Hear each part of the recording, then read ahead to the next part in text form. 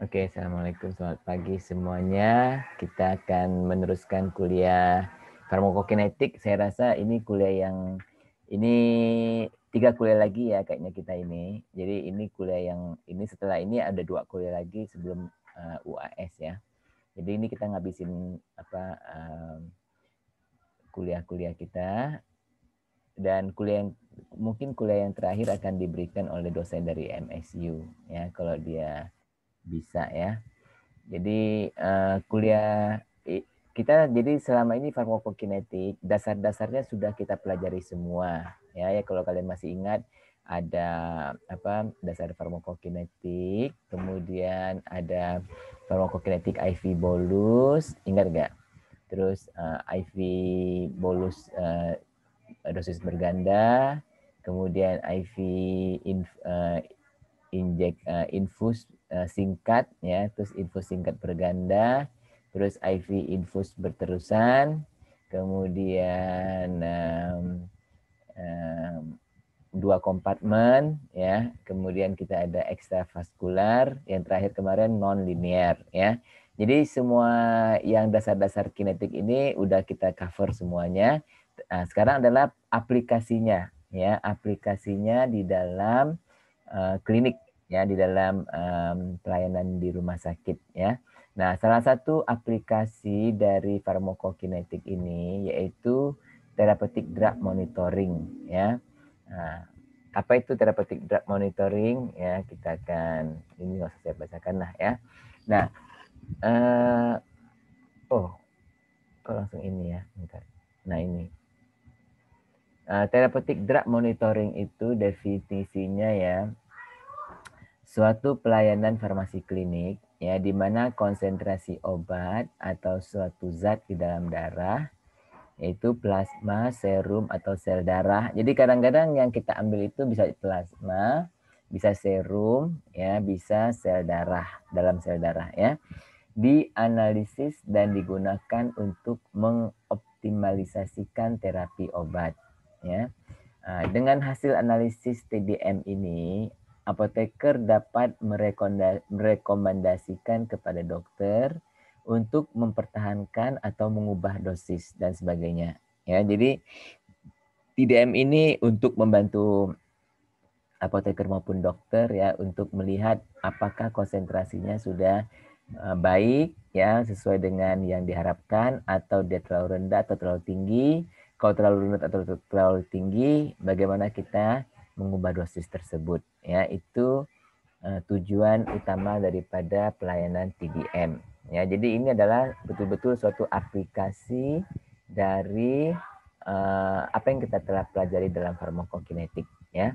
Nah, sekarang sebelumnya kita ulangi dulu dasar-dasarnya ya. Faktor-faktor yang menentukan efektivitas suatu obat ya. Yaitu apa faktor-faktornya? Yaitu adalah pertama farmakodinamiknya. Kalian mengerti nggak apa itu farmakodinamik? Farmakodinamik itu kerja obat di dalam tubuh kita ya, reseptor kah atau pokoknya dalam tubuh kita ya. Kemudian juga ditentukan jadi afinitas terhadap reseptor ya, bagaimana si obat ini ya mengikat pada reseptor itu afinitasnya, ada yang dia lemah, ada yang kuat mengikatnya ya. Nah, itu afinitas terhadap reseptor itu yang menentukan. Semakin kuat afinitasnya, semakin kuat ikatan dengan reseptor, biasanya semakin poten obatnya ya, semakin um, um, tokcer lah gitu ya. Kemudian potensi obat yang poten memerlukan konsentrasi. Jadi potensi obat itu ya. Jadi kita bilang potensi obat. Obat yang poten memerlukan konsentrasi lebih rendah dibanding obat yang kurang poten. Ya, misalnya kalau kita bilang obat yang ini poten nih, berarti dia memerlukan konsentrasi yang lebih rendah dibanding yang kurang poten. Ya, ngerti ya? Kemudian yang faktor kedua adalah farmakokinetik ya. Farmakokinetik kita tahu bahwa ada ADME ya, saya nggak usah mengulangi lagi, yaitu absorpsi, distribusi, metabolisme, eliminasi ya. Nah, ADME ini akan mempengaruhi bioavailabilitas obat itu ya. dan konsentrasi yang cukup. Jadi kita perlu mensuplai konsentrasi yang cukup supaya dia dapat mempengaruhi ini, ya, potensi ini, ya. Jadi ada mekanisme kerja obat misalnya secara antagonisme kompetitif, ya, kompetitif dia berkompetisi ya dengan ligan, ya. Harusnya kalian pelajari farmakologi 1 dengan saya, ya, karena saya juga ngajar farmakologi 1 untuk mahasiswa yang sore dan juga untuk pagi itu, ya. Nah, itu saya sudah bicarakan dengan mereka macam-macam mekanisme kerja, ya. Ada yang antagonisme kompetitif, ya. Nah, biasanya kalau antagonisme kompetitif dia itu dipengaruhi oleh konsentrasi, ya. Kalau konsentrasinya besar dia lebih kompetitif daripada yang konsentrasinya kecil. Kemudian ini yang sudah kita ini, kemudian metode untuk memonitor terapi, ya, karena kita udah memberikan obat, kita harus monitor, ya, obat ini efektif atau enggak, ya. Nah, gimana kita memonitor terapi, ya, yaitu pertama dapat dengan gejala klinis, ya. Gejala klinis itu seperti demam, batuk, pilek, pusing, ya. Di sini jaundice. Apa itu jaundice? Jaundice sakit kekuningan, ya, kuning-kuning itu, ya. Jadi ini yang kayak ini demam, kuning-kuning, sakit perut di sebelah kanan, abdomen. Jadi yang abdomen tapi sebelah kanannya, ya. Nah, ini dapat menunjukkan adalah gejala dari hepatitis, ya.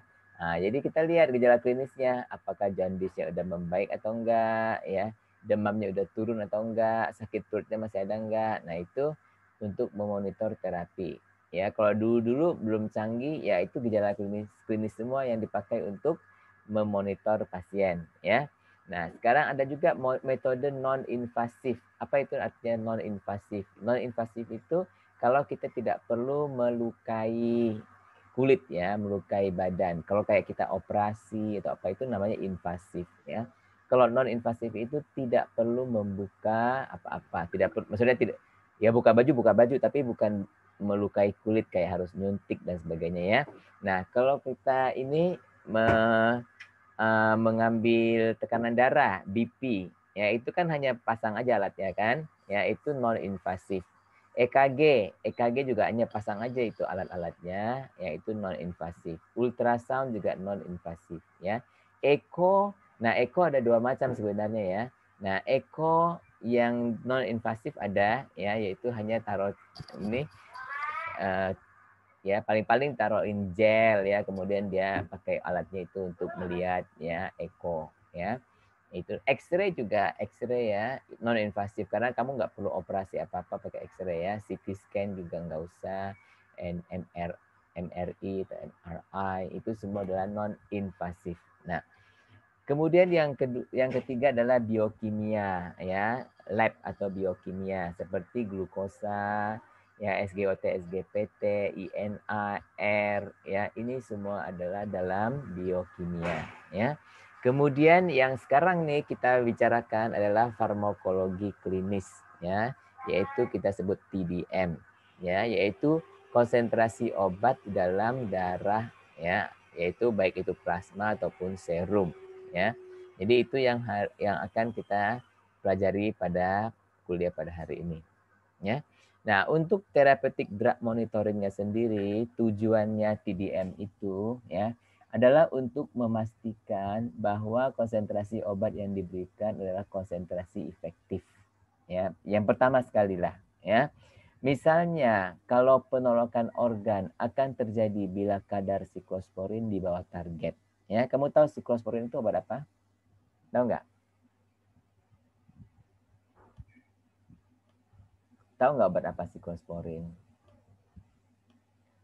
Kalau Antibiotik ya, Pak? Bukan. Dia nama dagangnya adalah Sandimun. Pernah dengar nggak Sandimun? Oh, Imunosupresan ya? Itu lupa deh. Iya. Iya, supresan. Ya, imunosupresan ya. Jadi orang yang misalnya cangkok ginjal ya, dia harus diberi siklosporin untuk menekan imunitasnya ya, supaya dia tidak menolak organnya, karena kalau enggak nanti organnya yang cangkokkan itu masuk ke dalam tubuh, kan tubuh akan menolak karena ada molekul ataupun dari asing ya. Jadi jaringan dari asing itu akan ditolak oleh tubuh kita ya. Jadi sebenarnya itu organ kita, sel-sel kita itu berkelakuan sama dengan kita ya. Kita juga kadang-kadang menolak orang asing kan, ya.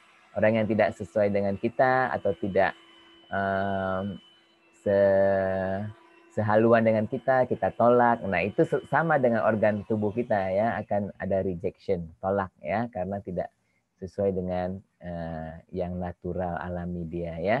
Nah, penolakan ini akan terjadi ya kalau kita kurang siklosporinnya ya. Jadi siklosporin ada targetnya, target ya jadi kalau di bawah target itu bisa jadi kurang ya. Nah, untuk deteksi atau mencegah toksisitas ya phenytoin, misalnya phenytoin ya di atas 30 mg per liter, dia akan terjadi toksisitas susunan saraf pusat ya, CNS. Susunan saraf pusat misalnya nanti jalannya kalau orang yang keracunan phenytoin nih ya, matanya nanti gerak-gerak sendiri ya. Nanti kalau jalan dia nggak lurus. Kalau kita kan jalan bisa lurus. Kalau dia jalan nggak lurus, ya belok kiri belok kanan gitu. Namanya ataksia, ya ataksia. Oke. Nah, sebagai pedoman untuk mengubah dosis, ya. Jadi ini yang tujuan TDM ini yang pertama dan kedua ini yang paling sering kita pakai ya, karena kita mau mencegah toksisitas, ya. Jangan sampai konsentrasinya tinggi, nanti dia menjadi toksik ya. Nah, sebagai pedoman untuk mengubah dosis juga ya. Jadi kalau misalnya kita orang ini memakai siklosporin contohnya lah ya tadi kan ya. Terus kita kok rasa orang ini sudah mantap ya, tidak terjadi apa-apa ya setelah setahun 2 tahun. Nah, apakah harus sesuai dengan dosis ini atau bisa kita turunkan ya? Nah, kalau mau turunkan berapa? Jadi kita cek dulu konsentrasi dalam darahnya, ya. Demikian juga kalau misalnya ini ada orang sakit di ICU, ya dikasih gentamicin atau vancomycin, ya. Nah, baru 1 hari 2 hari, kenapa kok masih panas, orangnya masih demam, ya? Apakah obatnya nggak bekerja atau gimana? Nah, kita mau cek konsentrasinya, jangan-jangan konsentrasinya rendah. Nanti kalau konsentrasi rendah dia nggak efektif gitu ya. Nah, jadi kita cek sebagai pedoman untuk mengubah dosis ya, dan untuk mengevaluasi kepatuhan pasien juga. Ya, misalnya nih orang bilang aku misalnya ada pasien epilepsi ya, dia dikasih phenytoin, kan harus diminum tiap hari ya. Nah, tahulah kalau pasien kadang-kadang epilepsi itu suka-sukanya dia serangan epilepsi itu nggak selalu ada ya, kadang-kadang stabil, nggak ada serangan ya. Nanti orang itu merasa aku kan nggak ada serangan epilepsi, ngapain makan-makan obat terus ya. Jadi udahlah berhenti dulu ya, males-malesan makan obatnya. Nah, itu nanti secara otomatis dalam darahnya akan turun kan konsentrasinya ya. Nah, kalau dokternya nggak percaya, kalau dia bilang, dia kan bisa bohongin dokternya. Kalau dokternya tanya, kamu minum obat nggak tiap hari, rutin nggak? Iya dok, rutin dok. Padahal dia nggak minum obat ya. Nah, sedangkan nanti kalau dicek kadar dalam darahnya, lo kenapa rendah gitu ya. Kalau rendahnya dikit kita masih bisa ya mungkin orangnya memang punya metabolisme yang cepat ya, maka kadarnya rendah dikit itu bisa terjadi ya. Tetapi kalau kadarnya rendah banget seperti orang yang nggak pernah minum obat itu, misalnya kadarnya hampir 0 gitu ya, nah itu kita bisa curigain, oh ibu atau bapak jangan-jangan bohong ini ya, ngomong minum tapi sebenarnya nggak minum ya. Jadi ini sebagai untuk mengevaluasi kepatuhan pasien ya. Jelas nggak untuk slide ini? Ya Pak, jelas. Ya, next ya. Nah, sekarang kriteria obat yang sesuai untuk TDM ya. Nah, pertama nggak semua obat kita bisa buat TDM. Kenapa? Karena TDM itu mahal ya, karena harus ambil darah orang. Kamu mau tiap kali minum obat terus diambil darahnya, mau nggak?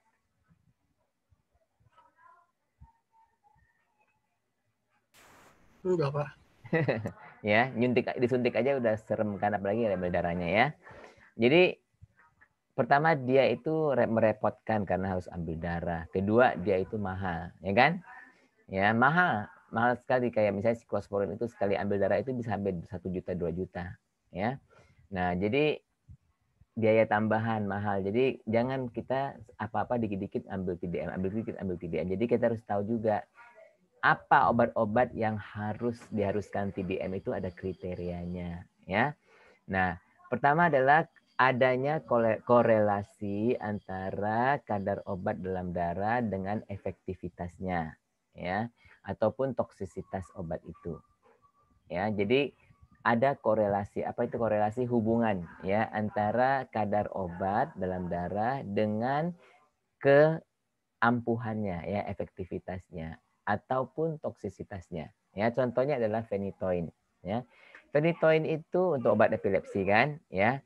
Kalau dia kadarnya di antara 10 sampai 20 ya, ini ada salah ketik nih ya, 10 bukan miligram per kilogram ya, tapi miligram per liter ya. Nah, kalau kadarnya di antara 10 sampai 20 itu adalah kadar yang bagus ya, kadar yang efektif ya. Kemudian kalau dia 20 sampai 30 dia sudah mulai muncul gejala-gejala toksik ya, terutama kepada susunan saraf pusat ya. Misalnya nistagmus. Apa itu nistagmus ya? Nistagmus itu mata, itu bola mata ya. Kalau kamu bola mata kamu tetap atau bisa goyang-goyang bola mata kamu ya. Bisa goyang kalau kamu secara sengaja mau melihat ke kiri atau ke kanan, ya kan? Ya enggak? Kalau saya suruh kamu ikutin tangan saya, ayo lihat tangan saya ke kiri, kamu ke kiri, ke kanan kamu ke kanan gitu kan? Normalnya kan? Ya. Ya. Nah, kalau kamu dia suruh lihat ke kiri tapi dia lihat ke kanan, itu apa namanya? Normal enggak? Misalnya gini, kamu dokternya bilang ya, coba lihat jari saya ke sini ke kiri tapi matanya lihat ke kanan. Bisa nggak terjadi kayak gitu?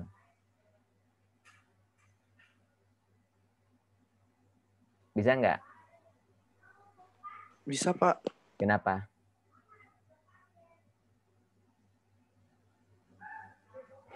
Kenapa, San? Itu pada orang apa? Kalau misalnya kamu suruh dia lihat ke kiri, tapi dia matanya bola matanya ke kanan, normal nggak itu? Nggak normal, Pak. Ya. Normal. Hah? Itu biasanya pada orang apa? Bisa terjadi pada orang yang jereng ya, tau nggak jereng? Juling gitu loh, apa? Matanya jereng. Kamu pernah lihat orang jereng nggak? Tahu apa nggak artinya jereng? Iya, Pak. Tahu, Tahu. Pak. Iya, matanya kan gitu. Kalau kamu suruh lihat ke sana, nanti dia bola matanya melihat ke lain ya. Gitu, itu namanya jereng ya, atau squint eyes ya. Nah, tapi nistagmus itu lain. Nistagmus itu bola matanya gerak-gerak sendiri, involuntary ya. Jadi kamu nggak suruh dia lihat, tapi bola matanya itu gerak-gerak. Kamu pernah lihat nggak orang kalau tidur kadang-kadang bola matanya gerak-gerak?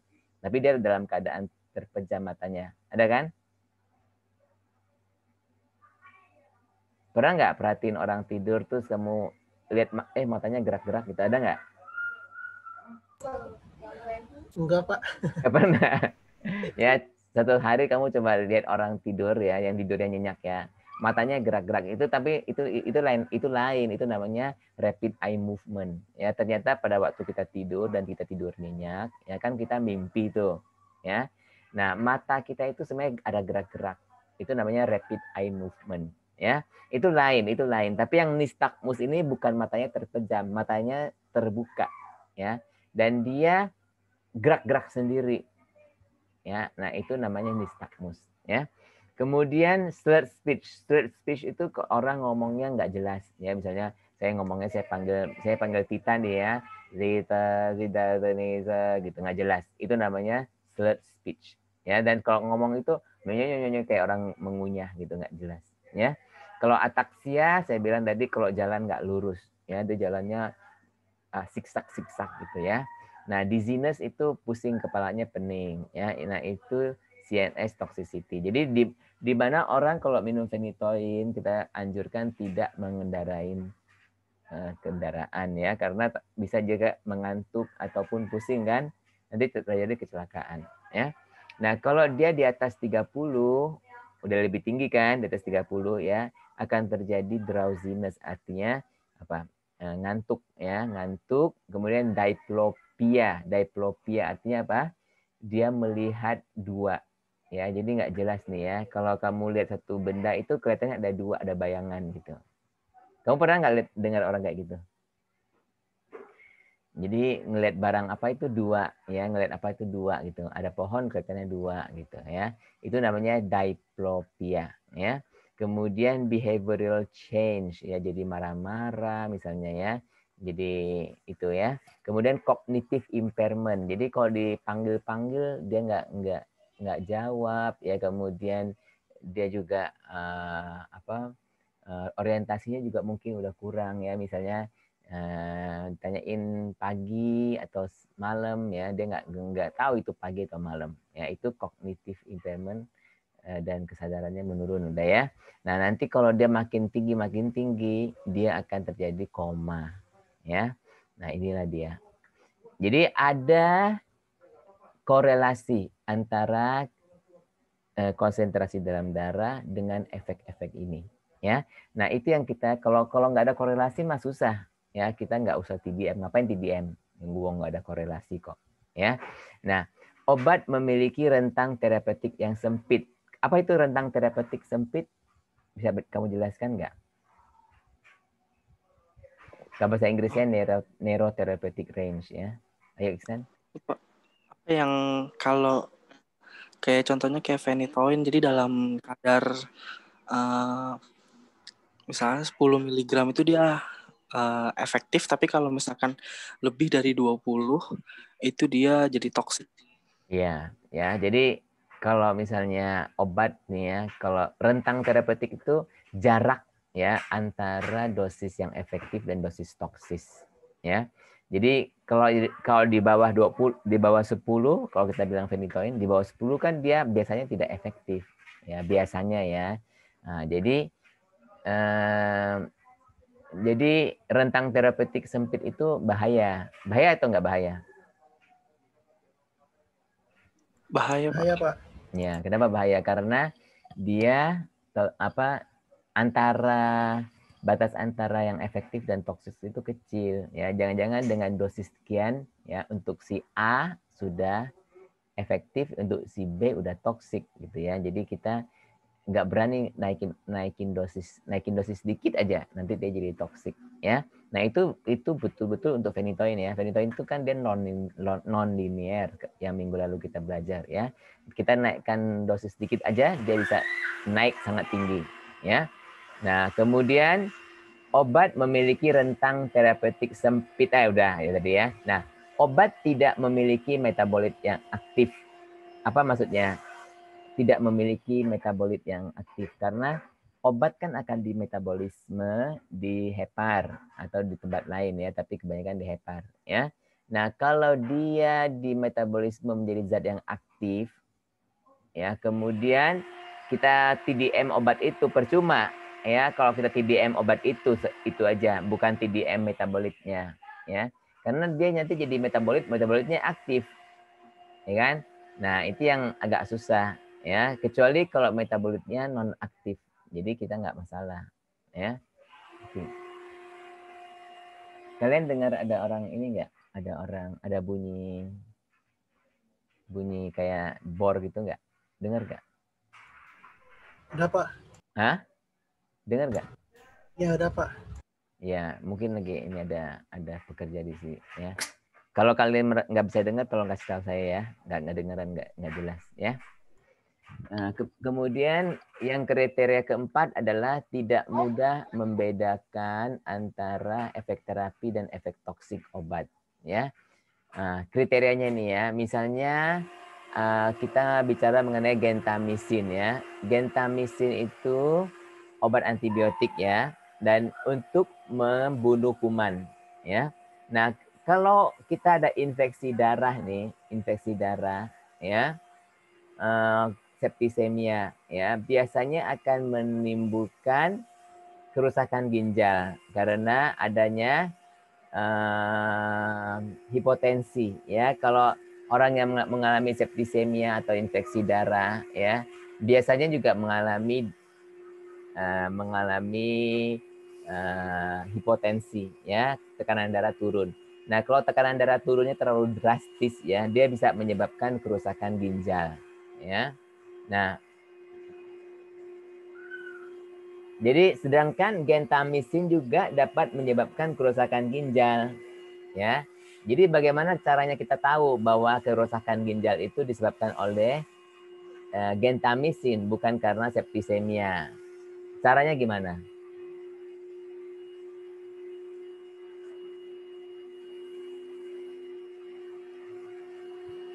Kan ini misalnya kita makan dua obat ya. Obat A bisa menyebabkan muntah misalnya, obat B bisa menyebabkan muntah juga. Jadi bagaimana kamu tahu kalau kamu muntah itu disebabkan oleh A atau B? Caranya gimana? Nah, dalam hal ini yang saya bilang, septisemia dan gentamisin sama-sama bisa menyebabkan kerusakan ginjal. Jadi bagaimana kita membedakannya?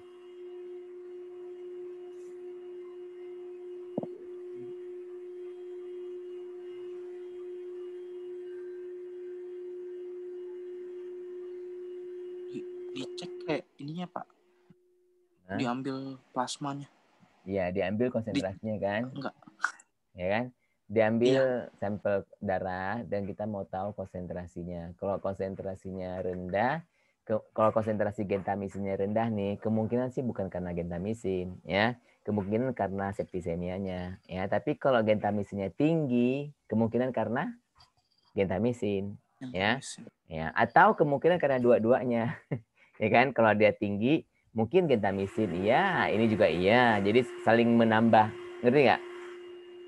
Ya. Iya, Tapi paling tidak kita bisa menurunkan gentamisinnya, ya kan?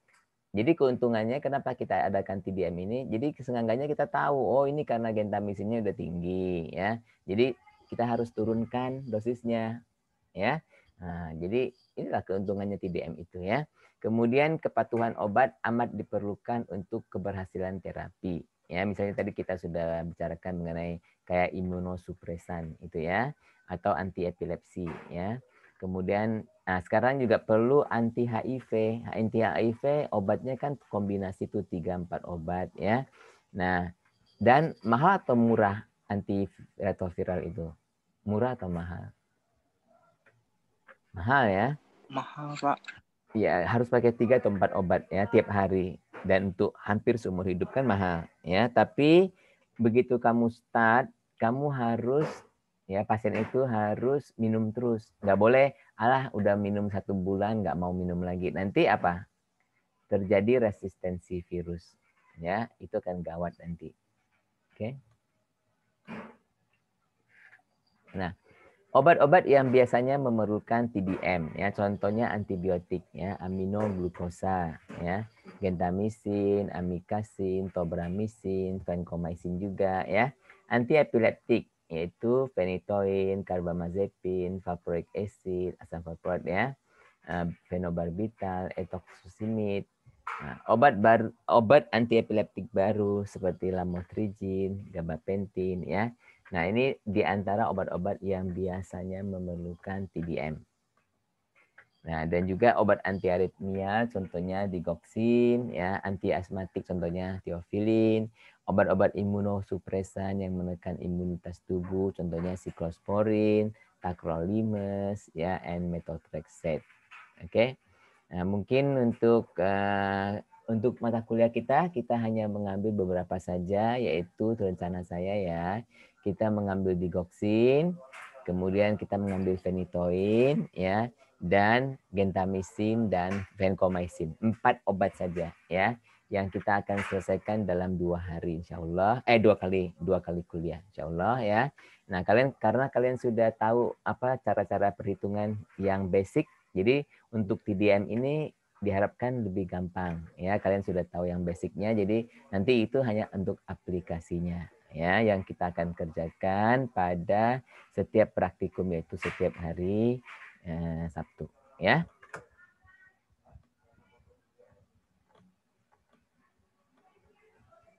Nah, proses TDM ya. Ya, pertama adalah assessment atau monitoring.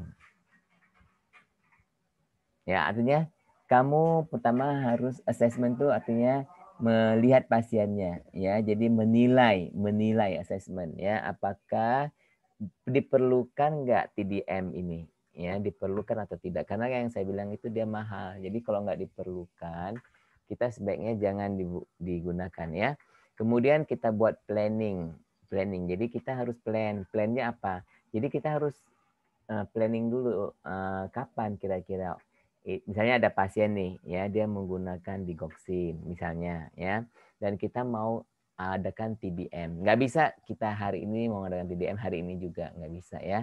Harus kita plan kira-kira kapan diambilnya, karena ada syaratnya. Misalnya digoxin itu harus 10 jam setelah harus 6 jam setelah minum obat paling kurang ya. Jadi kalau minum obatnya pukul 8, dia baru bisa diambil yaitu pukul 4 sore. 8 ke 4 itu 8 jam ya. Pukul 2 ya, dia cuma bisa diambil setelah pukul 2 sore ya.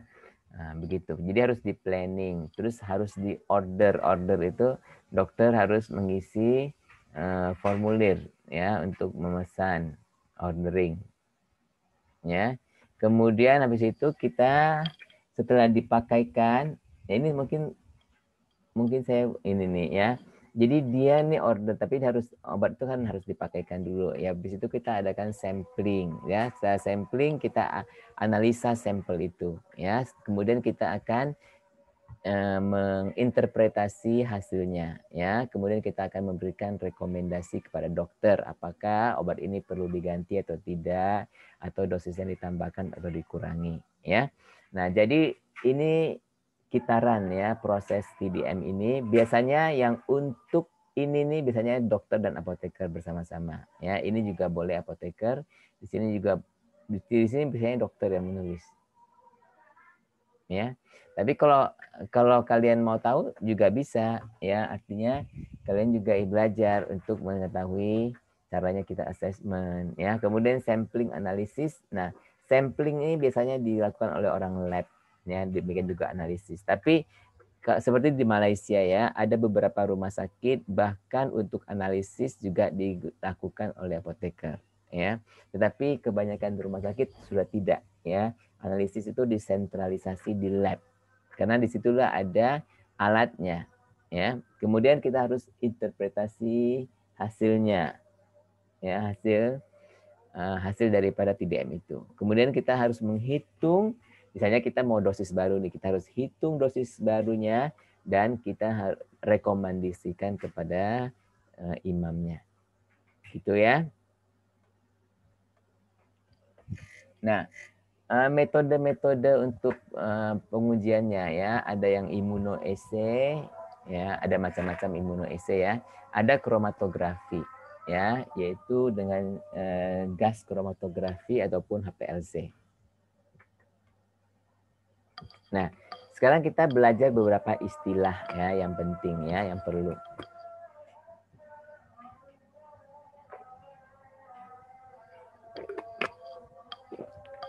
Yang pertama adalah spesifisitas ya. Apa itu spesifisitas ya? Nah, beberapa senyawa kimia dapat bereaksi dengan immunoassay ya, sehingga hasilnya menjadi salah ya, karena immunoassay ini ya,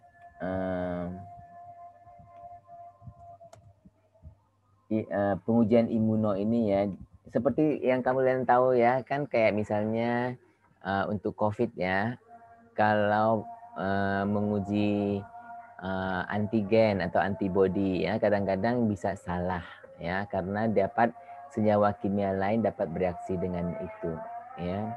Oke, spesifisitas adalah apakah reagen yang yang digunakan tidak menunjukkan hasil positif bagi senyawa lain.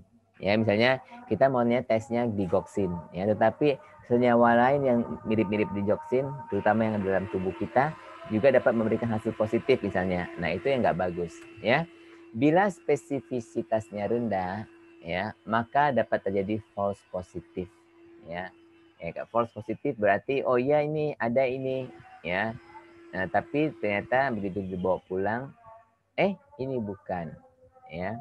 Jadi itu adalah namanya false positif.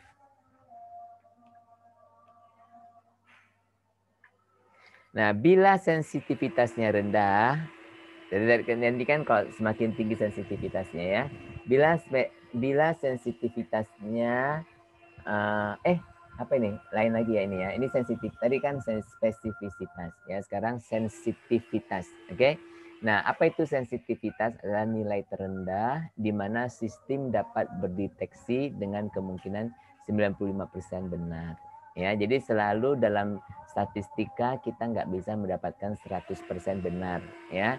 Selalu dalam 95% benar, ya. Nah, setiap obat mempunyai tingkat sensitivitasnya.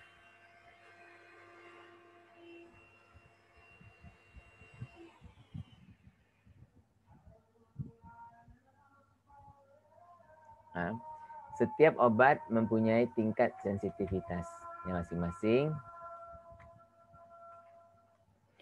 Semakin tinggi sensitivitasnya, maka semakin mudah metode ini mendeteksi suatu obat. Karena dia sensitif, jadi dia mudah mendeteksi. Ya.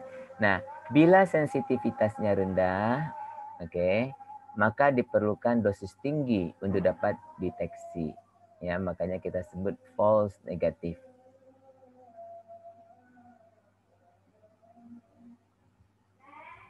Ya, nanti kalau dia false negatif ini dia berarti apa? Dia hasilnya negatif, tapi sebenarnya bukan negatif, sebenarnya positif, ya. Nah, jadi baik itu false positif maupun false negatif, dua-duanya nggak bagus ya karena dua-duanya adalah false, hoax, ya. Bagus nggak hoax itu?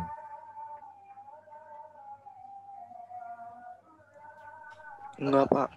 Iya, jadi lebih baik ada berita hoax atau nggak ada berita sama sekali? Nggak ada sama sekali. Ya, jadi begitu juga dengan TDM ini. Ya, kalau hasil pemeriksaannya tidak akurat, ya lebih baik jangan ada sama sekali nanti ya malah menyesatkan, ya bisa bahaya. Oke, sekarang kita bilang presisi ya, precision. Oke, kok kenapa ya belum saya terjemahkan atau saya lupa kali ya. Jadi presisi ini one of the quality assurance in the analysis ya. Jadi merupakan suatu untuk jaminan quality ya dalam analisis ya. It describes the distribution of results value from the same sample ya. Artinya presisi ini ya, kalau kita selalu ambil sampel ini ya, apakah dia akan selalu sama ya, precise atau tidak ya. Artinya dia kalau kita ambil ini dia mencapai target tidak. Nah, itu presisi ya. Nah, dapat ditentukan ya dengan TDX FLX control kit ya. Ini suatu kit ya. Which contains drug sample with non concentration. Ya, jadi dia mengandung obat ya, sampel obat ya dengan konsentrasi yang sudah diketahui. Jadi kita mau membandingkan ya apakah metode yang kita pakai ini ya dia itu baik atau tidak ya. Nah, contohnya amikacin ya, dia sensitivity-nya 0,8 ya. Jadi kalau kita lihat di sini ya, ada yang rendah sensitivitasnya, ada yang tinggi. Oke. Nah, kemudian yang kolom kedua ini lowest kalibrator ya. Jadi kalibrator yang paling rendah ya. Nah, ini kalibrator range Jadi kalau misalnya orang ini 3 mikrogram per ml, ya, kemudian kalibrator range-nya 0 sampai 50, ya, yang dia bisa kalibrasi. Ini slide ini dia untuk kalibrasi, ya, karena kalibrasi berarti dia menggunakan konsentrasi yang sudah diketahui, ya, dan dia dites dengan tes itu apakah hasilnya sama enggak gitu, ya, itu namanya kalibrasi, ya. Nah, kalau misalnya sama-sama nih hasilnya dapatnya misalnya 1, ini juga 1, ya, sensitivitasnya adalah di 0,8, ya, jadi dia bisa mendeteksi adanya perbedaan kalau dia beda 0,8, ya, paham ya?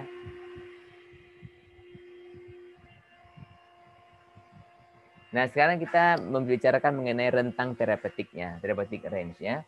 Nah, rentang terapeutik ya adalah rentang konsentrasi obat di mana probabilitas respon klinisnya tinggi, tetapi probabilitas terjadi toksisitas adalah rendah.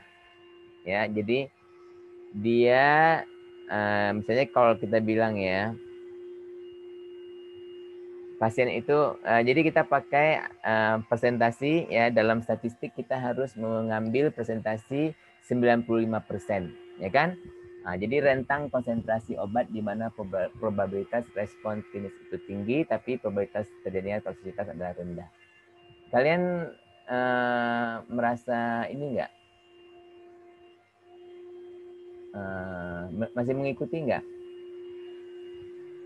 Si Pak. Iya, Pak. Ya. Masih, Pak. Iya, soalnya saya merasa agak panas sedikit ya. Tetapi tidak berarti kalau konsentrasi obat berada dalam rentang, maka selalu aman dan efektif. Jadi ada nih rentang ya, rentang efektif tadi yang kita bilang 10 sampai 20 untuk phenytoin ya. Itu artinya apa? Itu artinya di bawah 10 kurang efektif ya, di atas 20 kemungkinan toksik. Ya, semakin sempit rentang itu semakin bahayalah obat ini ya. Nah, tapi rentang terapeutik ini adalah diuji dalam 95% probabilitas ya. Jadi secara statistik itu probabilitasnya adalah 95% ya. Selalu kita memperkirakan sekitar 5% yang tidak sesuai ya, yang di bawah itu atau di atas itu. Ngerti nggak? Ya. Jadi misalnya kalau kita bilang bahwa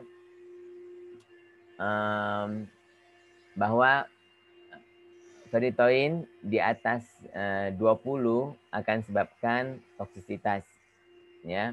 Nah, 95% orang itu mengikuti itu, tapi ada 5% yang enggak. Ada 5% yang dia sudah 20 dia masih oke-oke aja, ya, enggak mendapatkan apa-apa efek samping gitu. Ngerti? Ya. Selalu dalam rentangnya itu 95% ya. Nah, sekarang faktor-faktor apa saja yang dapat mengubah efek terapi meskipun kadar obat dalam rentang terapeutik ya. Misalnya sekarang nih, saya bilang phenytoin kan 10 sampai 20 ya. Kalau dia 15, oke enggak? Oke, Pak. Oke, Pak. Oke, 15 ya. Tapi kadang-kadang ada orang 15 pun enggak oke. Kenapa? Nah, ada faktor-faktor yang mempengaruhi ya. Contohnya adalah interaksi obat, ketidakseimbangan elektrolit, keseimbangan asam basa, artinya ketidakseimbangan ya asam basa, usia, resistensi bakteri, dan ikatan terhadap protein. Ya, contohnya di sini. Ya. Nah, untuk interaksi obat itu, kan kita sudah belajar interaksi obat pada garis besarnya dapat dibagi menjadi 2 ya, interaksi farmakokinetik dan farmakodinamik. Ya, masih ingat nggak? Nah, kalau interaksi farmakokinetik biasanya akan mempengaruhi konsentrasi, ya, baik itu menaikkan atau menurunkan. Ya, contohnya obat MAH simetidin, ya, obat MAH simetidin. Kamu pernah dengar simetidin nggak? Iya, Pak. Pernah, Pak. Ya, dia dikenal sebagai penghambat enzim hepar, ya, penghambat enzim, ya. Maka kalau dia menghambat enzim, jadi enzim itu tidak dapat dipakai untuk memetabolisme obat lain, ya, contohnya teofilin, ya. maka dia akan meningkatkan konsentrasi tiofilin di dalam plasma. Ngerti? Ya. Dan sedangkan obat TBC, rifampicin, kamu belum pernah lihat rifampicin yang warnanya oranye itu ya. Nah, dia dikenal sebagai penginduksi enzim hepar. Jadi enzim hepar diproduksi lebih banyak ya. Maka dia akan menurunkan konsentrasi tiofilin. Ya, ini interaksi farmakokinetik. Nah, interaksi farmakodinamik biasanya tidak akan mempengaruhi konsentrasi tetapi akan meningkatkan atau menurunkan efektivitas obat. Contoh ya, alkohol ya akan meningkatkan efek samping phenytoin. Ya, kamu tahu alkohol itu kan dia bekerja di susunan saraf pusat ya. Phenytoin juga bekerja di susunan saraf pusat. Jadi mereka sama-sama bergandeng tangan ya. Sehingga dia menjadi sinergik ya. Nah, dia meningkatkan efek sampingnya. Nah, yang kedua adalah beta blocker. Kamu tahu beta blocker ya akan meningkatkan efek digoksin karena sama-sama dapat melambatkan detak jantung. Ya, misalnya kita pakai digoksin itu untuk orang yang sakit jantung, jantungnya cepat berdetaknya ya. Nah, kalau kita memberikan digoksin dia akan memperlambat detak jantung. Kalau kita gunakan juga beta blocker sama-sama dapat melambatkan detak jantung. Akhirnya detak jantungnya jadi terlalu lambat ya. Nah, jadi interaksi obat ini ya, terutama yang interaksi farmakodinamik ya. Karena farmakodinamik ini dia tidak mempengaruhi konsentrasi obat. Ya, oleh karena itu dia yang katanya ada interaksi tetapi kok konsentrasinya nggak berubah. Nah, itu karena interaksi farmakodinamik. Paham nggak? Paham, Pak. Nah, kedua adalah ketidakseimbangan elektrolit ya.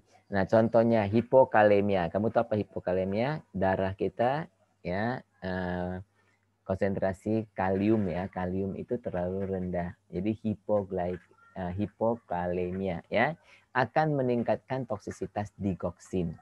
Ya, karena kalau nanti minggu depan nih ya, minggu depan kita akan pelajari dalam kuliah gagal jantung ya, obat-obat gagal jantung. Ya, salah satu obat gagal jantung kan digoksin nih, ya. Nah, nanti kita akan ulas lagi dalam kuliah kita itu. Oke. Kemudian hipokalsemia, ya, kalsium terlalu rendah. Kalau itu tadi kalsium terlalu rendah juga. Kalium terlalu rendah. Ini hipokalsemia itu kalsium ya. Jadi jangan kebalik ya, kalium dengan kalsium lain ya. Nah, akan menurunkan efektivitas digoksin. Kalau ini kan meningkatkan kalau hipokalemia, tapi kalsium kebalikan. Ya, dia menaikkan digoksin.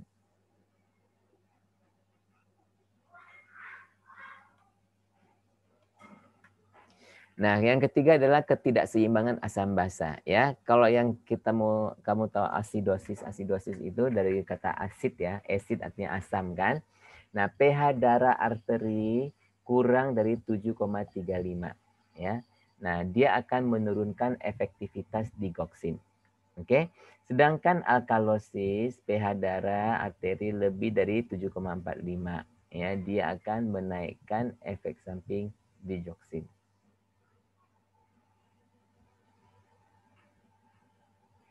Nah, keempat ya adalah usia ya. Pada umumnya orang berusia lanjut lebih sensitif terhadap obat-obat seperti digoksin, benzodiazepin dan sebagainya ya. Nah, orang yang berusia lanjut juga fungsi ginjal dan hepar juga sudah menurun. Ya, siapa yang di sini yang makin tua fungsi organ makin tinggi kan enggak ya, sudah menurun. Ya, kamu boleh coba ya. Kalau dulu waktu masih muda-muda ya, kalau makan pete nih ya, dia kalau kamu makan pete ya dalam waktu setengah jam bisa tercium bau pete di urin, ya kan? Ya berarti masih bagus ya ginjalnya ya. Nah kalau nanti orang sudah makin tua makin berumur ya, nanti dia makan pete, makan banyak dia makan pete ya misalnya ya, dia nggak langsung bau pete di urinnya, mungkin setengah hari setelahnya, beberapa jam setelahnya atau setengah hari setelahnya ya. Nah, itu bisa menunjukkan bahwa fungsi ginjalnya udah menurun, ya. Nah, sehingga untuk eliminasi obat-obat pun ya cenderung untuk terakumulasi, ya, untuk cenderung menurun sehingga terakumulasi, ya, dan dapat menjadi toksik. Ya. Ini pada orang, saya juga ini, pada orang berumur fungsi ginjal dan hepar juga sudah menurun sehingga obat cenderung terakumulasi dan menimbulkan efek samping. Nah, kemudian yang kelima ya saya resistensi bakteri, ya. Nah, sekarang kita bilang gentamicin. Gentamicin kan digunakan sebagai antibakteri, ya. Nah, pas kita cek kadarnya bagus, ya. Adalah kadar terapeutik. Tetapi kenapa kok orangnya belum sembuh, ya? Nah, kita cek lagi bakteri yang ada dalam romo tersebut. Jadi meskipun konsentrasi gentamicin itu dalam rentang yang efektif, tetapi kalau bakteri yang hendak dibunuh itu sudah resisten, ya, maka sia-sia juga obatnya kan. Meskipun kamu kadarnya tinggi juga, kalau bakterinya sudah resisten ya tetap aja nggak bisa, ya, maka obat itu akan tidak efektif, ya. Seperti kalau virus itu sebenarnya nggak bisa dibunuh sama antibiotik, ya kan. Nah, pada awal-awal mula COVID ini banyak orang memberikan antibiotik, ya, seperti Cravit lah, seperti Citromax lah, ya, untuk obat orang-orang yang sakit COVID ini, ya. Berguna nggak kira-kira? Bisa nggak itu obat antibiotik membunuh virus? Nggak bisa, Pak. Nggak bisa, ya. Jadi meskipun kamu pakai dosis tinggi pun juga, tapi nggak bisa membunuh dia percuma, ya.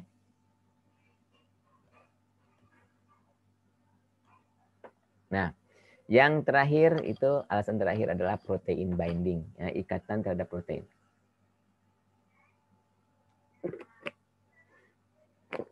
Nah, seperti kita ketahui bahwa phenytoin itu adalah 90% terikat pada albumin, ya. Nah, pada pasien yang kadar albuminnya rendah, ya, misalnya pasien-pasien sindrom nefrotik, masih ingat ya, sindrom nefrotik, ya. Nah, itu nefronnya ada sedikit bocor, ya, sehingga si albumin itu keluar banyak, ya. Jadi di urin itu banyak protein atau banyak albumin, ya. Nah, oleh karena itu akan lebih banyak phenytoin yang berada sebagai molekul bebas. Jadi karena 90% phenytoin itu terikat pada albumin, ya, 10% aja yang bebas. Nah, sedangkan yang bebas itulah yang aktif, yang 10% itu, ya. Nah, sekarang kalau orang itu kadar albuminnya turun, jadi nggak bisa, jadi kurang kan untuk mengikat phenytoin, ya. Nah, sehingga banyak phenytoin yang dalam molekul bebas, ya. Nah, yang dalam molekul bebas ini aktivitas phenytoinnya bertambah, ya, meskipun kadar totalnya tetap sama atau kurang lebih sama. Ngerti nggak? Yang ini ngerti nggak konsepnya? Protein binding ini. Masih agak bingung, Pak. Nah, masih agak bingung, ya. Ya, untung kamu bilang, karena gini, kalau nggak ngerti ya saya lanjut terus. Ya. Galuh ngerti nggak? Apa masih bingung? Nah, nggak, kalau Galuh ngerti aku suruh Galuh yang terangin aja. Supaya aku nggak capek, ya. Nah, sekarang sekali lagi saya terangin, ya. Phenytoin. Phenytoin itu obat anti epilepsi kan, ya. 90% terikat pada albumin. Ngerti nggak? Albumin itu protein loh. Ya, dia gede gitu, ya. Jadi si phenytoin ini dia akan terikat pada albumin. Kalau dia terikat pada albumin, itu phenytoin itu bekerjanya di mana? Di otak atau di mana? Untuk epilepsi. Epilepsi itu penyakit apa sih? Kejang, Pak. Hah? Kejang ayan. Ya, tapi dia di mana? Penyebabnya apa? Sel otak atau sel di Otak, Pak. di otak kan, ya? Iya. Nah, jadi si obat ini harus masuk ke otak, betul tidak? Iya. Nah, untuk masuk ke otak itu susah kalau misalnya dia dia itu terikat protein ya. Karena otak itu kan ada sawardara otak. Sudahlah, otak itu sangat diproteksi ya. Dan dia kalau molekul besar seperti phenytoin ya, dia susah untuk masuk ke dalam sel ya karena dia terikat protein besar ya. Jadi yang aktif ya, yang bisa pergi ke sel itu mereka yang bebas. Ngerti nggak? Misalnya gini, kamu sudah berumah tangga, sudah kawin sama orang yang masih belum berumah tangga. Mana yang lebih bisa mengikat orang lain? Yang bisa lebih bebas, mana? Yang belum menikah, Pak. Yang belum menikah bebas kemana-mana kan? Ya, begitu juga dengan phenytoin ya. Jadi yang bebas itulah yang aktif, yang bisa ke otak ya, bisa menyeberangi otak itu ya. Nah sekarang kalau misalnya orang ini kurang proteinnya, kurang albuminnya dalam darah, ya, kira-kira phenytoin yang bebasnya lebih banyak nggak? Lebih banyak, Pak. Dikit. Yang bebasnya, karena Lebih dikit kan? kan proteinnya kurang. Jadi yang bebasnya lebih banyak atau yang terikatnya lebih banyak? Lebih banyak yang bebas, Pak. Karena nggak ada albuminnya. Iya, nggak ada yang ngikat ya, nggak ada yang ngikat ya kan. Jadi dia phenytoin bebasnya lebih banyak. Jadi sekarang efektivitas phenytoinnya tinggi atau kurang? Jadi tinggi, Pak. Jadi tinggi ya. Nah, kalau dia memang sudah tinggi konsentrasinya, tambah tinggi lagi kan? Betul nggak? Iya. Nah, bisa jadi apa? Toksisitas ya. Jadi antara toksisitas dengan efektivitas itu hanya dibedakan konsentrasinya ya. Nah, kalau terlalu efektif dia akan jadi toksik. Ngerti nggak? Iya, Pak. Ya. Nah, yang ini sekarang ngerti nggak, Iksan? Yang ini, Ngerti, slide Pak. ini. Ngerti. Ngerti ya? Galuh ngerti nggak? Ya Pak, ngerti Pak. Ngerti ya? Nah, kalau nggak ngerti semua tanya Iksan aja ya. Udah tanya Iksan, nanti Iksan begitu ujian nilainya rendah. Yang lain yang nanya nilainya lebih tinggi. Kebalikannya. Harusnya nih jadi guru, Bener, Pak. kamu semakin ngajar semakin mengerti ya. Kemarin buru-buru, Pak. Yang lain kok nggak ada suara nih? Bobok ya? Ada, Pak. Ada ya. Nyimak nggak? Ngerti nggak Mira? Insya Allah ngerti, Pak. Iya. Jadi jangan kamu ini ya. Kalian jangan diam-diam aja, nanti udah diam-diam nanti kamu protes lagi. Aduh Pak Benny nanya sama Iksan mulu katanya gitu. Sama Galuh mulu. Ya bukan salah saya karena kalian nggak jawab. Kalau kalian jawab kan saya juga nanya kalian, betul nggak?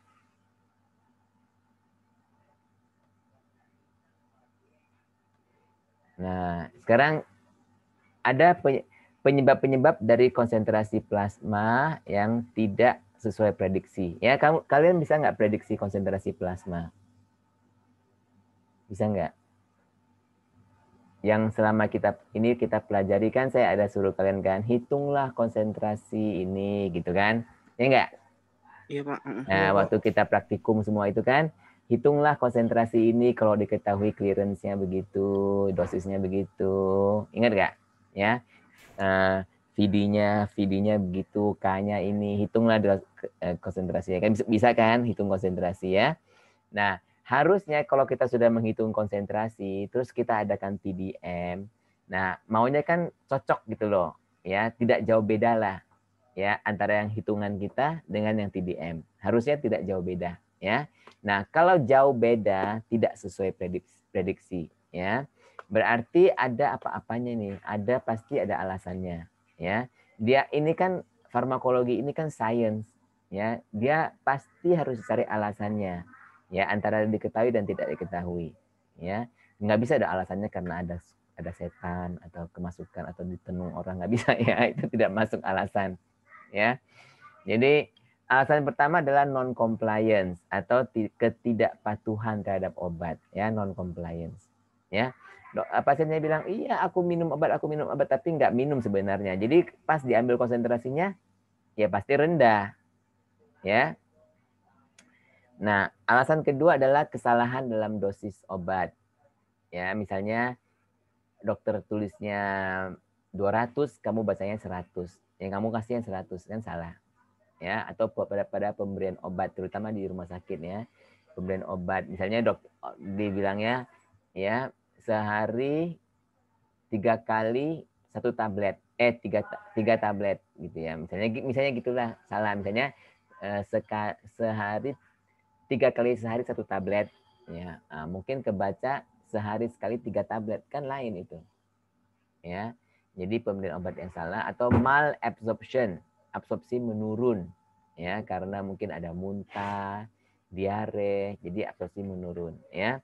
Poor bioavailability, bioavailabilitasnya rendah ya mungkin karena dia ambil obat yang murah dari Pakistan atau apa gitu ya.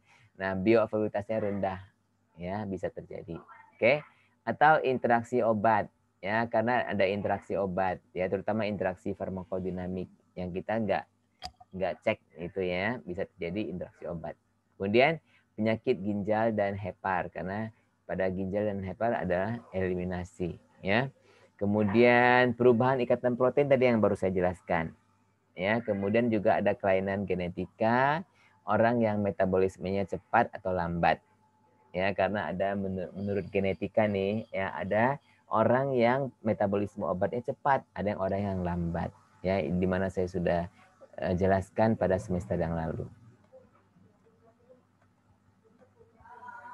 Nah, sekarang kita membicarakan mengenai sampling time ya, waktu mengambil sampel darah ya. Nah, waktu ambil sampel itu ya yang benar sangat penting. Jadi waktu yang tepat nih ya, menentukan waktu mengambil darah yang tepat sangat penting supaya dapat melakukan interpretasi kadar dengan benar ya. Nah, untuk perhitungan atau perubahan dosis biasanya kita perlu menunggu hingga mencapai steady state. Ya, kenapa kita perlu mencapai steady state? Dan bagaimana kita tahu itu udah steady state atau belum?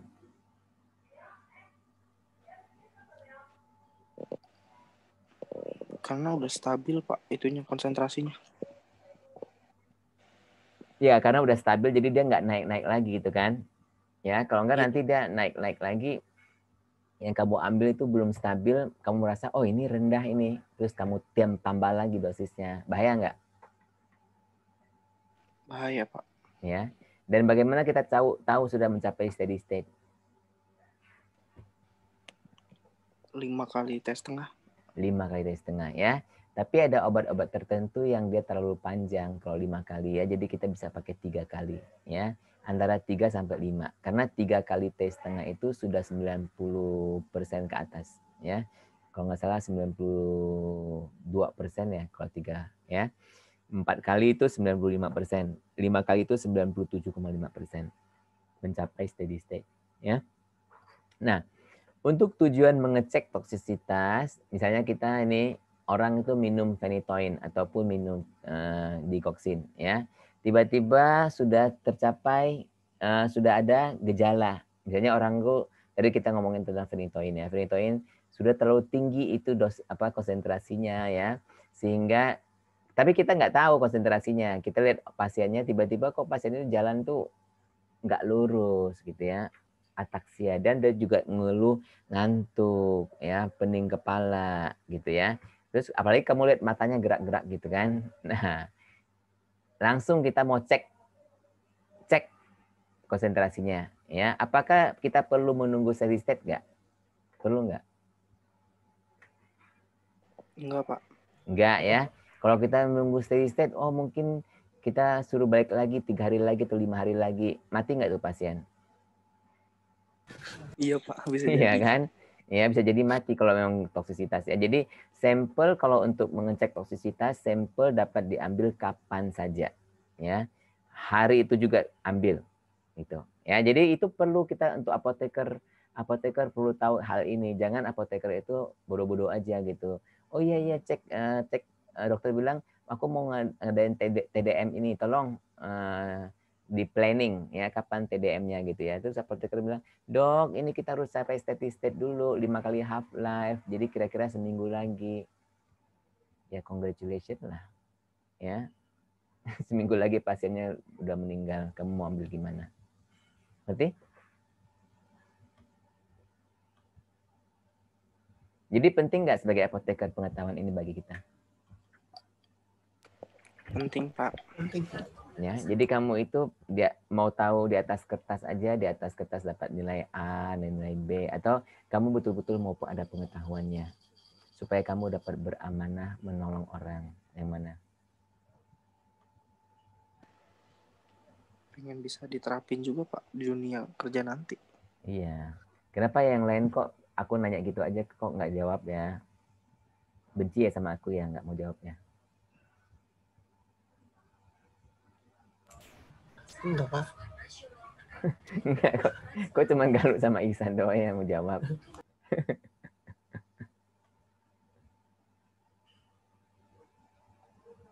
Nggak enak tau nggak ngajar kayak gitu ya. Nggak ada yang jawab gitu ya. Oke. Untuk obat-obat yang mengikuti model 2 kompartemen. Kamu masih ingat nggak apa itu model 2 kompartemen? Yang dari pusat terus diituin ke perifer. Iya, ya. Nah, jadi untuk obat-obat yang mengikuti 2 kompartemen, maka sampel darah diambil setelah fase distribusi selesai, ya. Kan kalau 2 kompartemen itu ada fase distribusinya yang awalnya ya. Kemudian dia ada fase post distribusi atau fase eliminasi, ya. Jadi kita harus mengambil sampelnya itu setelah selesai fase distribusi. Oke. Nah, untuk vancomycin ya biasanya kita ambil 2 jam setelah infus selesai. Jadi kita anggap 1 sampai 2 jam itu untuk darahnya itu didistribusikan ya ke jaringan-jaringan. Nah, untuk digoxin ya paling kurang 6 jam setelah minum obat. Ya kenapa? Karena minum obat oral. Kalau minum obat oral kan kita perlu kira-kira 3 sampai 4 jam untuk sampai selesai absorpsi ya. Dan selesai absorpsi pun dia harus distribusi. Jadi kita paling kurang ambil sekitar 6 jam ya setelah minum obat. Nah, bagusnya karena digoxin itu juga sekali sehari ya. Karena dia sekali sehari ya kita bebas aja. Pokoknya paling kurang 6 jam ya. Lebih dari 6 jam boleh aja. Misalnya 8 jam, 10 jam ya boleh aja. Gitu ya.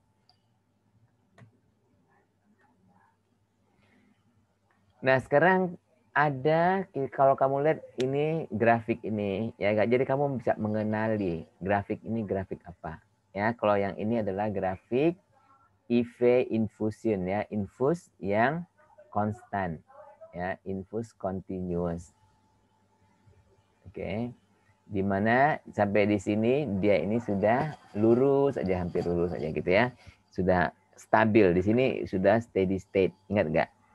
Ya, yang kita selalu praktikum itu kita lihat berapa konsentrasinya ya. Nah, ini untuk infus ya, konsentrasinya tetap. Nah, tapi yang ini kita ada oral, tapi oralnya multiple ya. Jadi kita sebaiknya mengambil ketika di tengah-tengah. Oke. Kalau ini kita bisa ngambil kapan saja setelah steady state, dia hanya satu saja yaitu average. Dia nggak ada peak, nggak ada trough ya. Ini infus ini nggak ada peak, nggak ada trough. Kalau ini masih ada nih peak, ada trough ya. Nah, kemudian bolus, IV bolus ya. Nah, IV bolus yang kita tahu dia akan turun ya, terus kita kasih lagi dia akan turun ya. Jadi di sini ada peak dan ada trough. Sebenarnya ini kurang bagus nih ya. Dia sebenarnya awalnya turun dulu, terus baru naik ya setelah beberapa dosis sampai steady state. Oke. Nah, inilah yang kita sebut peak, oke, and trough. Ya. Peak itu artinya puncak ya, puncak. Trough artinya lembah. Ini kan lembah ya, sini kan lembah ya. Oke.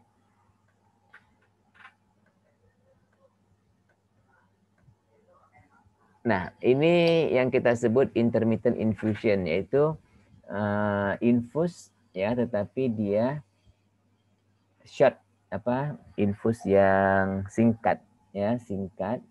Jadi dia akan naik terus sampai dia akhirnya mencapai steady state.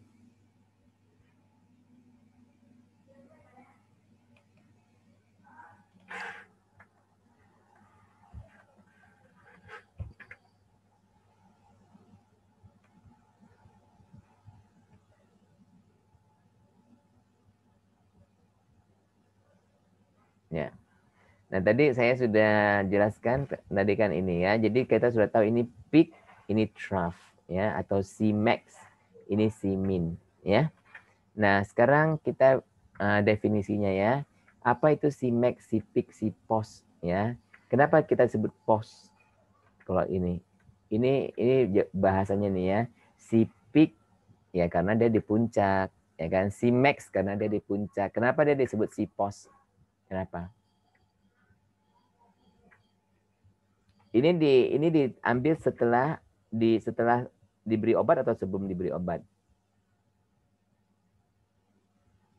Setelah, Pak. Setelah Setelah. ya. Makanya disebut Cpos, oke? Nah, ini yang sini, ini trough ya, trough ini trough biasanya disebut ya. Kok previous.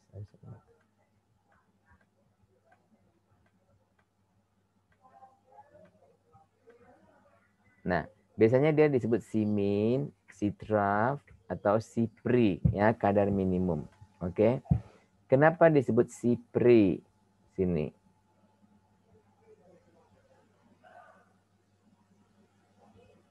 Ya. Karena dia yang ini nih setelah diberi obat atau sebelum diberi obat yang biru ini. Sebelum ya, di sini dia ya. Sebenarnya kita biasanya ambilnya di sini. Kenapa di sini? Kan di sini dan di sini kita anggap sama, ya enggak? Ya. Nah, jadi kita ini ambil darah sebelum dikasih obat. Ini Ctrough, ya. Kemudian kita kasih obat. Nah, ini udah jadi Cpeak, ya. Nah, itu kita kan ngambil kira-kira jaraknya berapa? Ya, 2 jam, 3 jam gitu ya. Jadi kita kirim konsentrasinya yaitu pada 3 jam. Terus kita keluar hasilnya di pada sore harinya ya, setelah beberapa jam dia dianalisa keluar hasilnya pada hari yang sama ya. Kita bisa juga ambil ini di sini setelah kita ngambil peak, terus kita tunggu 6 jam kita ngambil trough. Terus baru sama-sama kita masukkan ke lab. Ya boleh, tapi hasilnya jadi 2 hari. Ngerti nggak? Ya. Kalau kita ngambilnya di sini, jadi hasilnya dalam 1 hari bisa langsung ada hasilnya. Ya. Karena kalau kita perlukan hasilnya itu untuk mengubah dosis, nggak bisa kita tunggu lama-lama.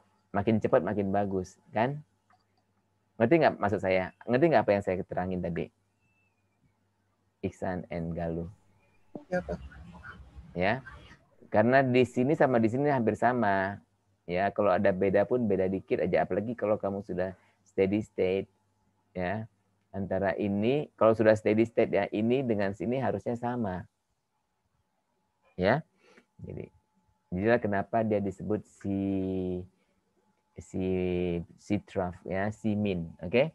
Nah, untuk menentukan apakah Cmax yang diinginkan sudah dicapai jika pasien diberikan loading dose. Apa itu loading dose? Yaitu dosis awal atau dosis masukan ya. Jadi seperti phenytoin ya. Phenytoin pada status epileptikus. Kamu tahu nggak apa itu status epileptikus? Kalau Galuh sama Iksan, kalian tidak ikut kuliah saya ya yang semester lalu. Saya telah mengajar mengenai epilepsi ya. Status epileptikus adalah epilepsi yang berketerusan ya selama lebih dari setengah jam. Oke. Nah, kalau epilepsi itu berterusan seperti itu, dia gawat ya, otaknya bisa rusak. Karena itu dia harus cepat-cepat dihentikan. Nah, dihentikannya dengan phenytoin misalnya, obat phenytoin ya. Nah, obat phenytoinnya taruhlah kita pakai ya, harus dipakai IV ya, IV. Oke, karena supaya cepat ya. Jadi kita akan menghitung Cmax ya supaya kita nanti mau berikan loading dose karena si phenytoin ini harus cepat, nggak bisa dengan oral. Kamu status epileptikus harus dihentikan sekarang juga ya. Nah, jadi dia harus diberikan loading dose, harus cepat. Oke. Nah, kalau Cmin, Ctrough, Cpri, atau kadar minimum, ini waktu sampling yang paling umum. Kenapa paling umum? Karena tidak dipengaruhi oleh variasi ya tidak bervariasi di dalam absorpsi maupun distribusi. Ya, karena ada kemungkinan terjadi seperti yang diare tadi, mual muntah kan akan mempengaruhi absorpsi. Ya. Nah, meskipun kita ngambilnya pada orang yang sama, tapi dia bisa mempengaruhi ya lain hari, lain mood, ya, lain absorpsinya gitu. Jadi simin itu paling aman karena dia jauh kan setelah beberapa jam setelah dia minum. Jadi tidak lagi dipengaruhi oleh absorpsi maupun distribusi. Ngerti nggak? Iya, Pak. Iya, Nah, Pak. random sampling itu untuk mendeteksi toksisitas. Jadi yang tadi saya sebutkan ya, mau toksik jangan repot-repot ya, random aja kapan aja gitu ya. Kemudian repeat sampling harus diulangi. Kalau hasilnya terlalu rendah, low atau high terlalu tinggi ya. Nah, jika ada kecurigaan kesalahan pemberian obat atau ketidakpatuhan. Oke. Dan juga kalau misalnya sampelnya rusak, jadi kita mau nggak mau harus diulang ya, atau waktu samplingnya salah ya. Mestinya samplingnya sejam lagi tapi dia sampling sekarang. Itu kan waktunya samplingnya salah.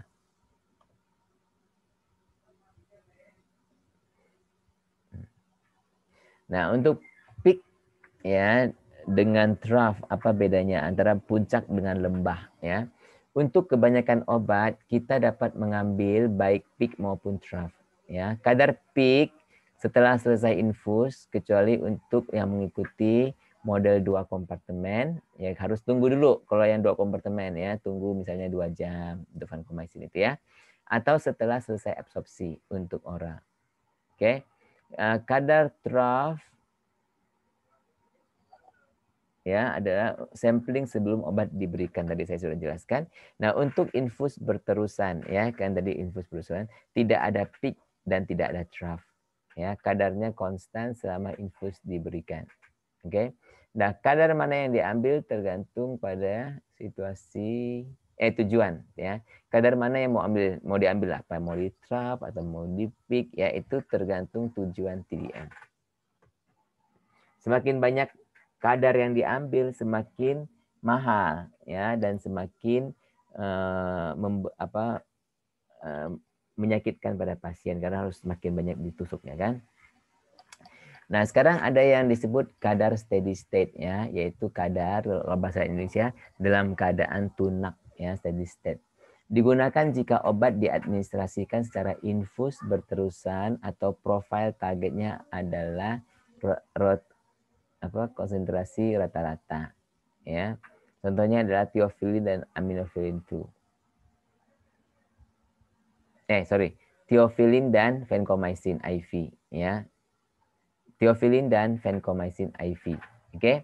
Dan digoxin dan theophylline oral itu juga kita menggunakan average steady state. Nah, ini kalau average steady state ini seperti yang sudah kita pelajari ya, itu lebih mudah dihitung dan rumusnya pun lebih sederhana. Oke. Result similar if the profile is flat.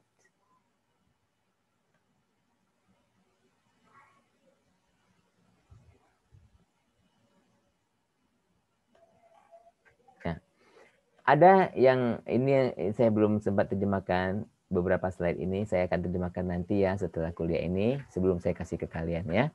Nah, area under the curve response is often related to overall exposure. Jadi dia menunjukkan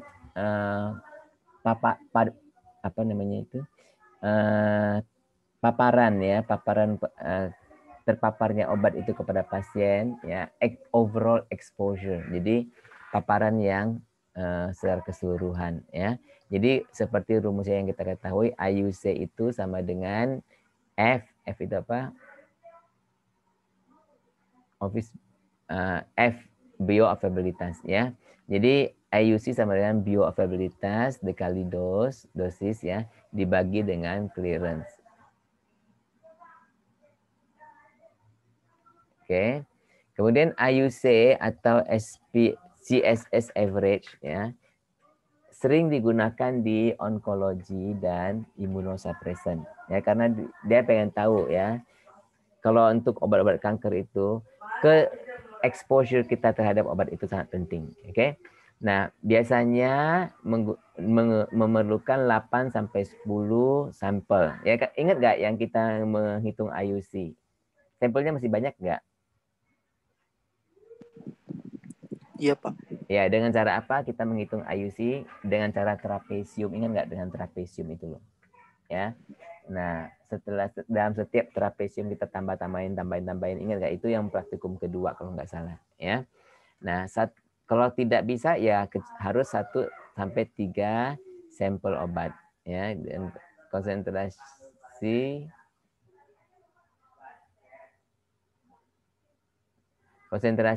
yang dihasilkan ya, konsentrasi maksudnya area under curve ini ya, konsentrasi yang dihasilkan oleh sampel ini ya. Jadi kan dia ada banyak sampel, banyak konsentrasinya. Digunakan untuk memprediksi IUC.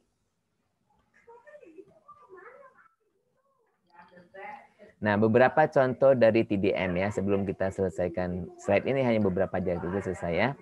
Contohnya adalah gentamisin. Gentamisin biasanya adalah 3 sampai 6, ini dosisnya ya. 3 sampai 6 mg per kilo per hari ya, untuk diberikan dalam 3 kali sehari ya, setiap 8 jam. Nah, kita kalau yang dengan dosis demikian kita mencapai therapeutic range-nya adalah 5 sampai 10. Ini trough ya. Bukan, ini adalah therapeutic range peak saya rasa ya.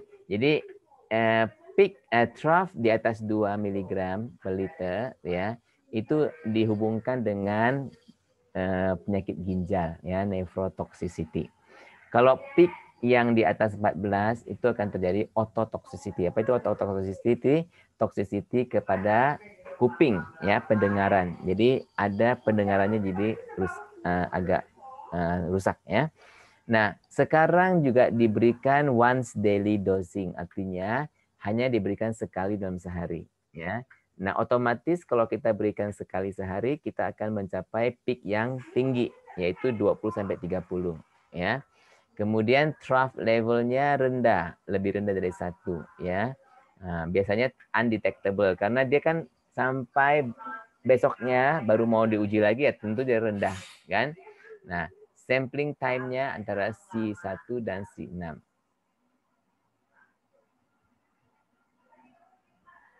Sampling time ya antara C1 itu konsentrasi pada 1 yaitu adalah peak-nya ya, dan C6 setelah 6 jam. Kenapa 6 jam? Karena kalau kita tunggu sampai besoknya lagi, yaitu trough yang paling rendah ya, kemungkinan tidak ada yang terdeteksi. Ya, percuma kita kirim darah tapi darahnya itu kosong, nggak ada gentamisinnya. Percuma kan? Ya. Nah, jadi sebaiknya kita ngadain C1 dan C6 karena C6 itu diharapkan setelah 6 jam dia sudah berkurang banyak gitu. Ya. Kemudian siklosporin. Nah, untuk siklosporin beberapa kajian ya telah menemukan bahwa sampling time yang paling bagus sebenarnya adalah C2. Ya, artinya 2 jam setelah kita minum obat. Oke. Nah, biasanya yang dilakukan adalah C0 dan C2. Ya, tapi ini adalah untuk yang transplantasi ya, transplantasi. Nah, contoh ya, pada 2 bulan pertama pada transplantasi, target C0-nya 350-450. Ya, karena kan C0 kan sebelum memberikan obat, ya pasti rendah dong ya. Tapi C2-nya harus mencapai 1.700 sampai 2.100. Nah, obat-obat lain yang sering dipakai untuk TDM contohnya adalah antiepileptik ya. Nah, C-Max, kita biasanya mengambil C-Max ya setelah loading dose ya. Untuk maintenance juga kita gunakan bukan C-Max ya, tapi C-Trough ya untuk maintenance-nya. Ya, C-Trough setelah steady state ya, setelah kita mencapai steady state. Nah, Theophylline biasanya kita pakai C-Peak ya, maintenance-nya kita pakai C-Trough. Digoxin steady state after 4 to 5 days. Untuk digoxin ya, kan digoxin itu T-setengahnya panjang ya, kira-kira 35 jam. Jadi 5 kali 35 jam itu sebenarnya lebih dari 5 hari. Ya, tapi kita kan jangan terlalu lama juga, nanti pasien udah keburu pulang ya. Nah, kita biasanya mengambil sampel itu at least 8 hours. Tapi ada buku yang mengatakan 6 hours. Tadi saya sudah memasukkan 6 hours. Ya. After administration. Oke. Usually trough level is needed. Ya, biasanya trough. Ya, oke. Trough, kita biasanya menggunakan trough level ya, karena lebih stabil ya. Nah, apalagi jadi ini informasi apa saja kan, kalau kita mau TDM itu ada borangnya ya, ada formulirnya. Jadi borangnya apa aja yang ditulis, harus ditulis nama, nomor KTP, IC itu KTP ya.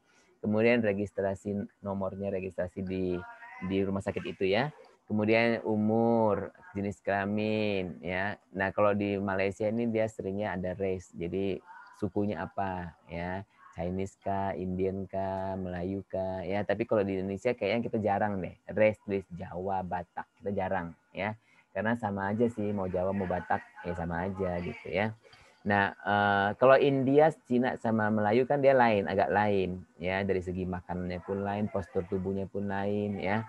Nah, mungkin kalau misalnya kamu bilang dari Irian dengan dari Jawa lain lah ya, Jawa mungkin lebih kecil orangnya, kalau Irian mungkin lebih gede ya kan. Terus ini timbangan apa itu, berat ya, berat, oke. Dan ini tinggi.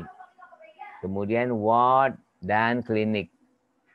Ward mana ini? Ward itu ada ruangan, ruangannya di mana gitu. Jangan sampai salah orang, salah ruangan, oke. Kemudian pasien yang spesifik itu adalah pasien.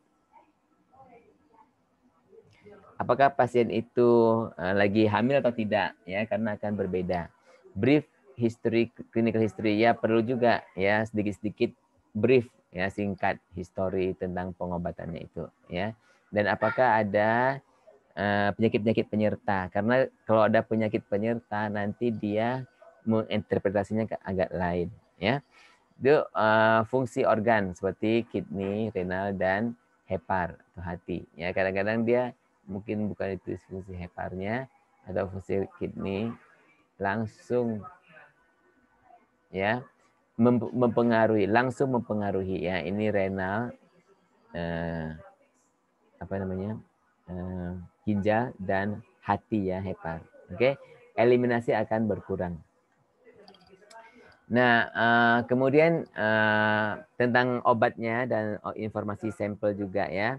Apakah ada obat lain yang diambil, nama obat yang akan dimonitor, ya, kapan start obatnya, ya, dan juga dosisnya dan bagaimana administrasinya. Karena penting nih, kita dengan IV bolus kah, dengan IV injection apa singkatkah, atau dengan IV infusion berterusan kah, oke? Okay? Nah, date and time last dose when administered. Ya. Kapan itu waktunya? Ya, dia diberikan obat itu. Ya, sampling date and time ya penting, karena kita mau tahu samplingnya itu udah betul atau belum. Ya, jadi sampling date dan time itu harus ditulis supaya juga dalam kita menghitung nanti ya, supaya kita jangan salah hitung karena salah tulis jam dan ini, karena kita kan perlu tahu K-nya berapa, itu segala itu harus ada jam.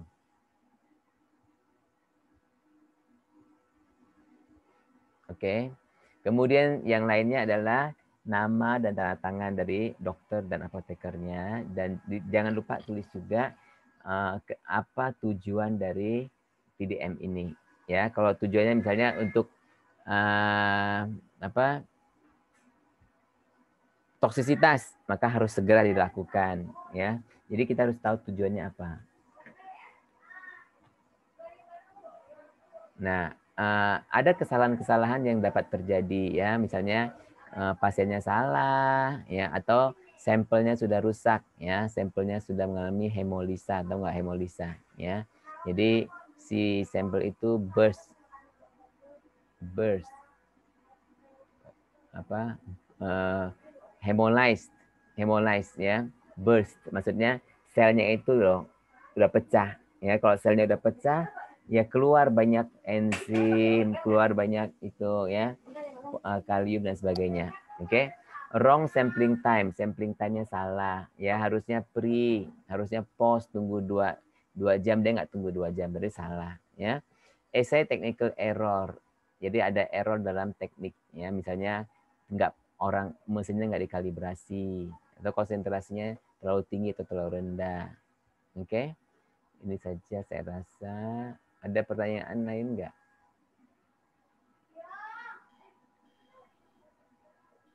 Ya, ada pertanyaan nggak? Cukup, Pak. Hah? Cukup, Pak.